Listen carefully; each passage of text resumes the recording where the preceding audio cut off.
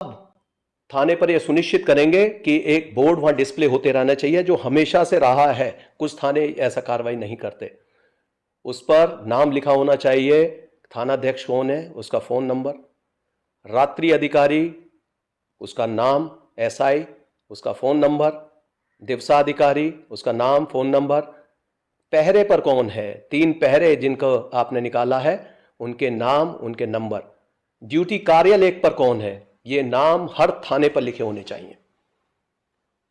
उसके बाद जब भी कोई व्यक्ति थाने पर आता है, अपनी कंप्लेंट लेकर आता है, या कोई सिटीजन सर्विस से जुड़ी हुई कोई समस्या लेकर आता है, कोई काम ऐसा लेता, कोई कॉपी लेने आ रहा है, कोई सर्टिफिकेशन के लिए आ रहा है, तो कृपया उनके साथ अच्छा व्यवहार किया जाए।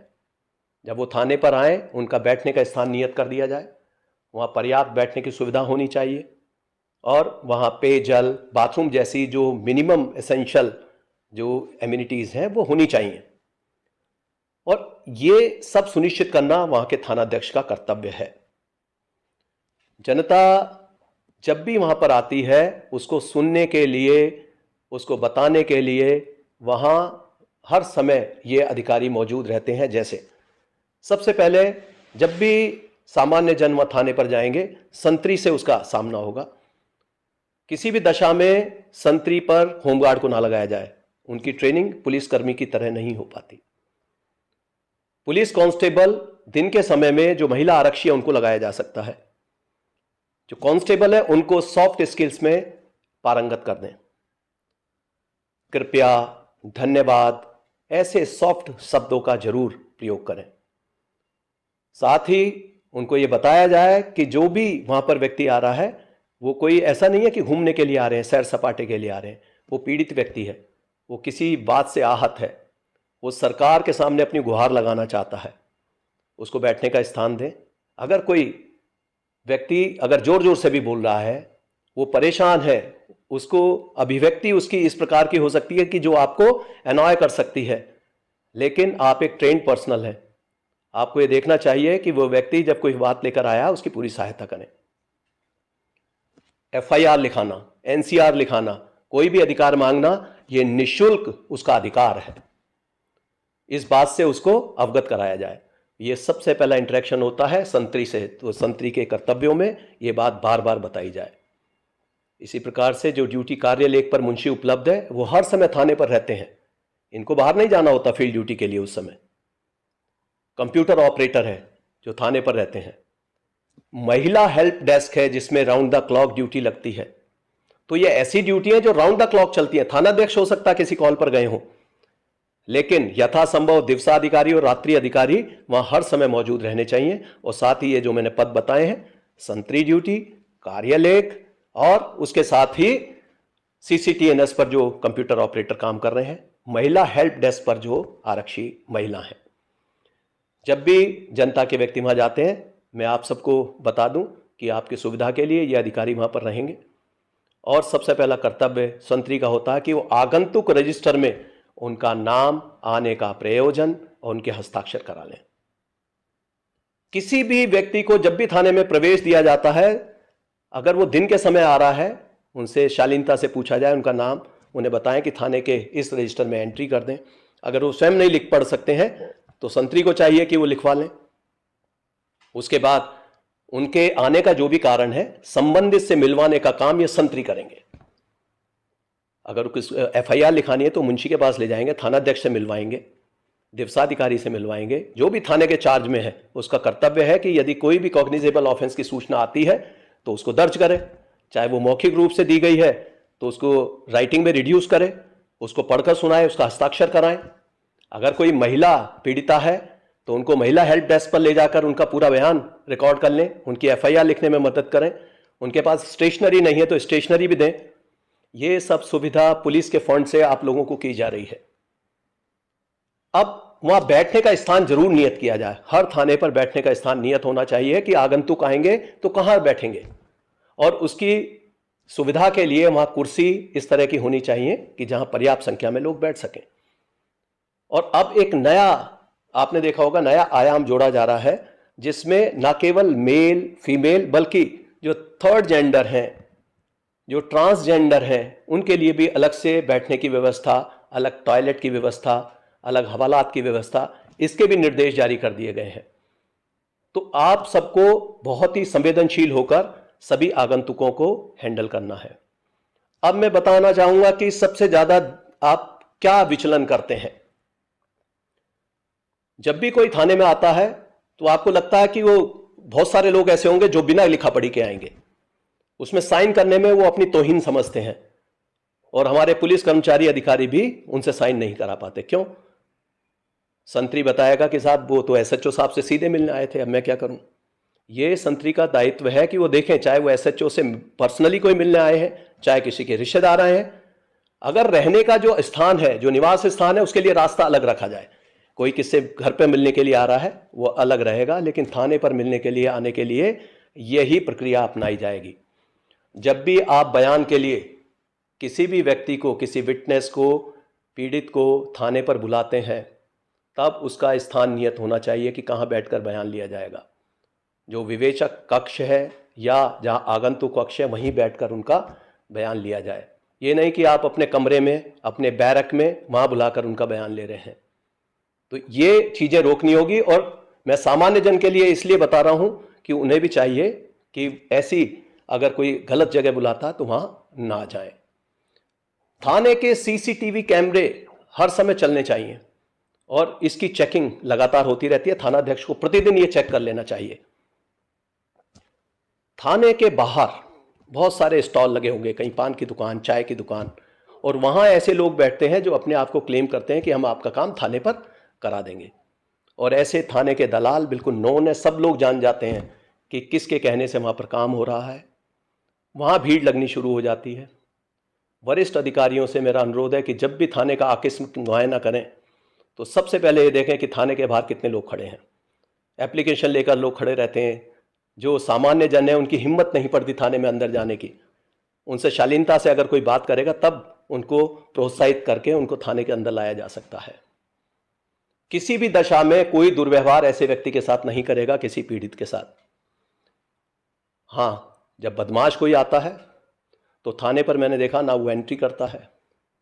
जो थाने का जो सबसे बड़ा हिस्ट्री शीटर होगा वो थाने में बेधड़क अंदर घुस जाता है और शरीफ व्यक्ति अंदर नहीं जा पाता।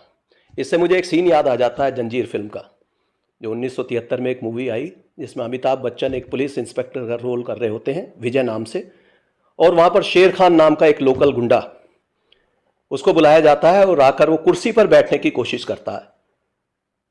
तो इंस्पेक्टर विजय उससे कहते हैं, जब तक कहा ना जाए शराफत से खड़े रहिए, ये पुलिस स्टेशन है, तुम्हारे बाप का घर नहीं।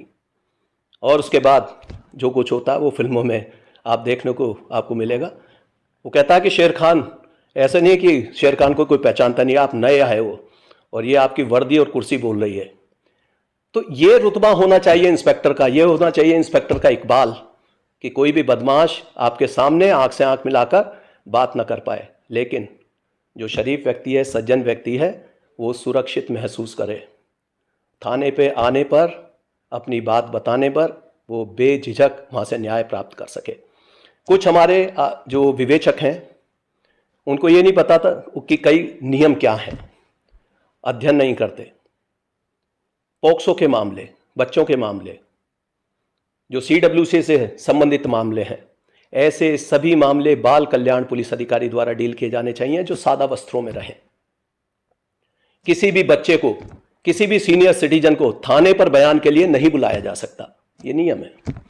किसी भी महिला को आप बयान के लिए थाने पर नहीं बुला सकते। जो आप सफीना जारी करते हैं 160 CRPC का, महिला के लिए नहीं कर सकते आप जारी कि उसको थाने पर बुला रहे हैं।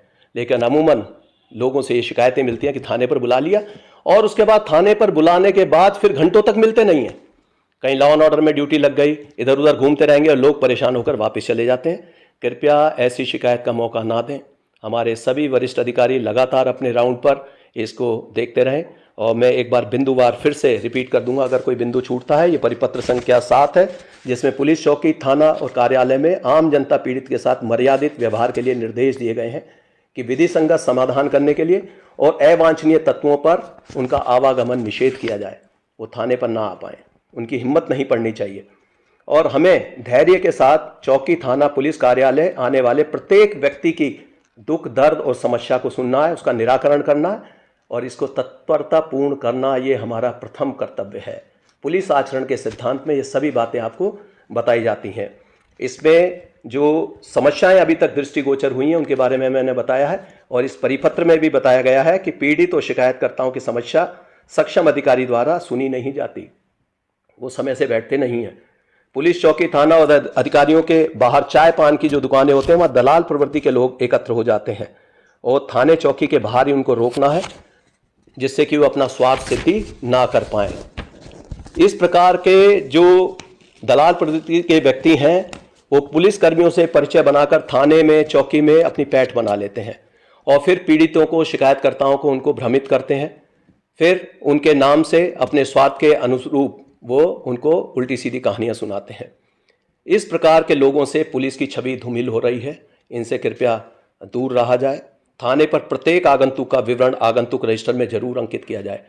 अगर बिना आगंतुक रजिस्टर में एंट्री किए कोई थाने में मिलता है तो वरिष्ठ अधिकारी ऐसे में संतरी और वहां पर उपस्थित दिवसाधिकारी, रात्रि अधिकारी के विरुद्ध तत्काल कार्रवाई करेंगे।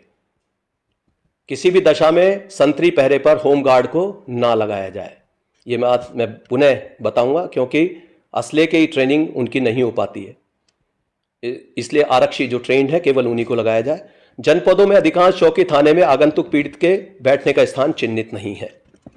अब ये थानों पर जो राउंड करेंगे तो 24/7 इस व्यवस्था को सुनिश्चित करेंगे कि यह व्यवस्था चल रही है। आने जाने वाले व्यक्ति का सबका नाम, पता, मोबाइल नंबर और संक्षिप्त विवरण ये अवश्य अंकित किया जाएगा। और जब वरिष्ठ अधिकारी थाने पर जाते हैं तो ऐसे नंबरों पर फोन करके पूछा जाए कि जब आप थाने पर गए तो आपके साथ कैसा व्यवहार किया गया।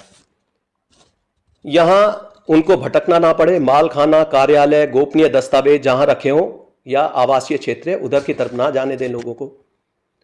जो पुलिस कार्यालय है उसमें मीडिया के लोगों को ब्रीफ करने के लिए अलग से स्थान नियत कर दिया जाए और वहाँ नित्य प्रतिदिन उसकी ब्रीफिंग होती रहनी चाहिए।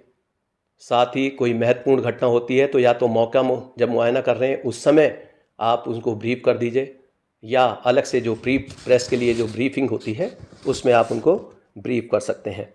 जो आसपास चाय पान की दुकानें अगर अवैध रूप से लगी गई हैं तो थाने के पास से हटाई जाएं।